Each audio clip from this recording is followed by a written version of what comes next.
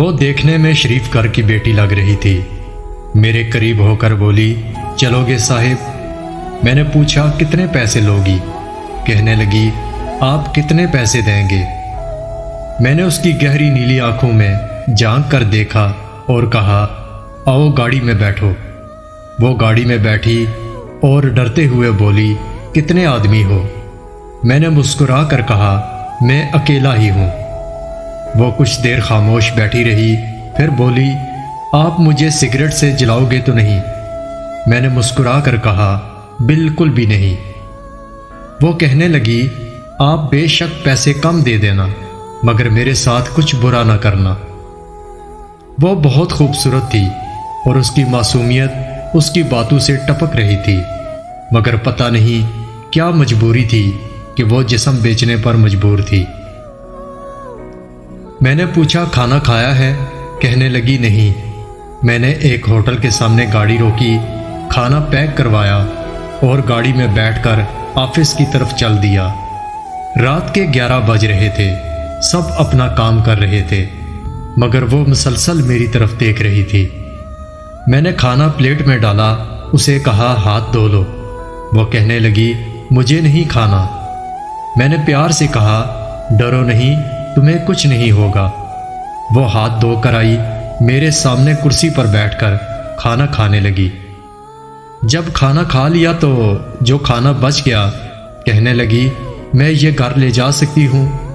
میں نے مسکرا کر کہا، بالکل بھی نہیں۔ وہ چپ ہو گئی۔ وہ اپنا برقع اتارنے لگی تو میں نے کہا، رک جاؤ اور میرے پاس آ کر بیٹھو۔ وہ حیران تھی، پھر بولی، آپ جلدی سے اپنا کام کریں اور مجھے واپس چھوڑ کر آئیں۔ میں نے سنجیدہ ہو کر کہا، میں تم سے یہ نہیں پوچھوں گا کہ تم کیوں جسم بیچتی ہو، میں تم سے بس اتنا پوچھتا ہوں کہ کیا تم یہ سب چھوڑ سکتی ہو؟ وہ میرے چہرے کی طرف دیکھنے لگی اور بولی، آپ مجھے پاگل لگ رہے ہیں۔ میں نے اس کی آنکھوں میں دیکھا اور کہا، ہاں میں پاگل ہی ہوں۔ وہ کہنے لگی، اگر کچھ کرنا نہیں تو مجھے واپس چھوڑ کر آؤ۔ میں نے اس کے سر پر ہاتھ رکھا، پھر 20,000 نکال کر اس کے ہاتھ پر رکھے۔ وہ کہنے لگی، آپ کیوں دے رہے ہیں؟ میں نہیں لیتی پیسے۔ میں نے اس کے چہرے پر ایک تھکن محسوس کی تھی۔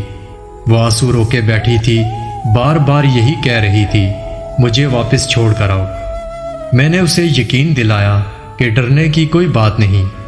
پھر میں نے کہا، اچھا یہ بتاؤ، زندگی نے بہت درد دیا نا؟ یہ سنتے ہی اس کی آنکھیں نم ہو گئی، جیسے کوئی قیامت گر گئی ہو اس پر۔ میں سمجھ گیا تھا کہ کوئی بہت بڑا درد لیے گھوم رہی ہے۔ وہ کہنے لگی، میرا شوہر مر گیا ہے، 3 بیٹیاں ہیں، سسرال والوں نے نکال دیا، ماں باپ فوت ہو چکے ہیں، کوئی بھائی بہن بھی نہیں ہے۔ ماموں کے گھر گئی، ماموں کے بیٹے نے غلط نظروں سے دیکھنا شروع کر دیا۔ مامی کو بتایا تو انہوں نے دھکے دے کر گھر سے نکال دیا۔ دور کے ایک رشتہ دار نے ایک بوڑھے آدمی سے میری شادی کر دی، اس کے بھی بچے تھے۔ اس کے بچوں نے مجھے بہت ذلیل کیا، پھر وہ شوہر بھی فوت ہو گیا۔ میں بیٹیوں کو لیے در بدر بھٹکنے لگی، نہ چھت تھی نہ روٹی تھی، بھوک کی وجہ سے سڑک پر کھڑی تھی۔ ایک صاحب آئے، کہنے لگے، 1 گھنٹے کا 5,000 دوں گا۔ نہ چاہتے ہوئے بھی ماں کی ممتا حالات کی ستائی ہوئی کیا کرتی، آخر چل دی۔ اب ہر روز جسم بیچتی ہوں، کرائے کا گھر لیا ہے، بیٹیوں کو اکیلا چھوڑ کر آتی ہوں۔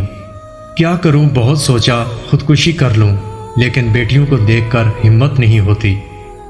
وہ روئے جا رہی تھی، میں زمانے کی بے حسی محسوس کر رہا تھا۔ میں نے اس کے سر پر ہاتھ رکھا اور کہا، آج سے میں تمہارا بھائی ہوں، آج سے تم اپنی بیٹیوں کے ساتھ میرے آفس کے اوپر والے روم میں رہو گی۔ وہ یقین نہیں کر پا رہی تھی۔ میں نے اسے گاڑی میں بٹھایا اور اس کے گھر چلا گیا۔ بیٹیاں سوئی ہوئی تھی، بہت پیاری تھی۔